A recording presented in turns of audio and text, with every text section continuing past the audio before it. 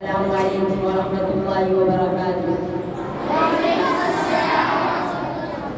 آج میں جس عنوان کو اپنے لبوں پر زیور بنا کر حاضر خدمت ہوا ہوں، مسلمان معلوم کیونکہ عنوان سے معنون ہے۔ سامعین گرامی، ارشاد خداوندی ہے وَلَا تَهِنُوا، اور تم ہمت مت ہارو، یعنی کفار کی تعداد سے، مشرکین کے الغار سے، شیاطین کے خلفشات سے، منافقوں کے آزار سے۔ کیا تم قرآن نہیں پڑھتے؟ کم من فئۃ قلیلۃ غلبت فئۃ کثیرۃ بإذن اللہ۔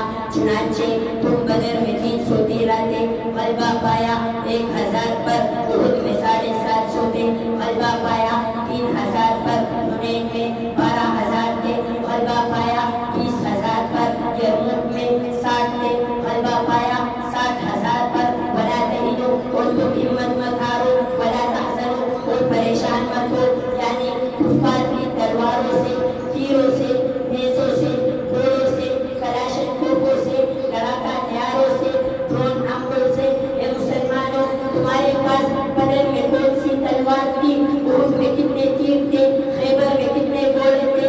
حنین میں کون سی کلاشن کوف تھی؟ پھر بھی اے مسلمانوں، فتح و نصرت تمہیں ملتی رہی، لشکر طاغوت کو ہزیمت ملتی رہی، روئے حق 400 پھیلتا رہا، ظلمت باطل مٹتا رہا، علم شیطان سروں کو ہوتا رہا، اور 4 جام عالم میں اسلام کا ڈنکا بجتا رہا۔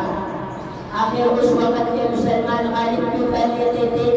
فتح و نصرت انہیں کیوں ملتی تھی؟ تو قرآن کہتا ہے وَأَنْتُمُ الْأَعْلَوْنَ إِن كُنتُم مُؤْمِنِينَ۔ اے مسلمانوں، پوری کائنات میں تم ہی غالب رہو گے، بشرطے کہ تمہارے اندر ایمان ہو۔ باقول اعلیٰ محمد اقبال رحمۃ اللہ تعالیٰ علیہ فرماتے ہیں تقدیر امم کیا ہے کوئی دیکھ نہیں سکتا، تقدیر امم کیا ہے کوئی دیکھ نہیں سکتا، مومن کی فراست کو کافی ہے اشارہ، اللہ کو پامن دے مومن پہ بھروسہ، ابلیس کو یورپ کی مشینوں کا سہارا، جس سمت چاہے سمت سے لے روا چل، یہ وادی بھی ہماری وہ صحرا بھی ہمارا۔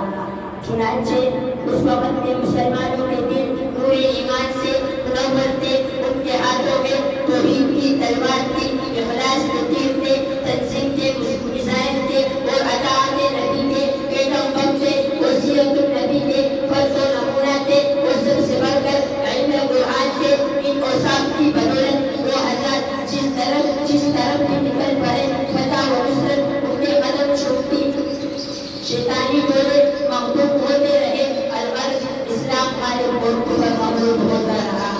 مسافر میں اتنا ضرور پڑھوں گا، متخستہ مسلمہ ہوش میں آئے، غیرت مسلم جوش میں آ، متخستہ مسلمہ ہوش میں آئے، غیرت مسلم جوش میں آ، کندھے سے ملا کر کندھا رکھ، سب سیدھی پھر جوش میں آ، نعرے تکبیر لگا، شمشیر اٹھا میدان میں آ، کفر کے ایوانوں میں توحید کی ایسی ضرب لگا کہ یاد رکھتے نسلیں ان کی کہ کوئی مفتی علی کو مہمان آیا تھا۔ واخر دعوانا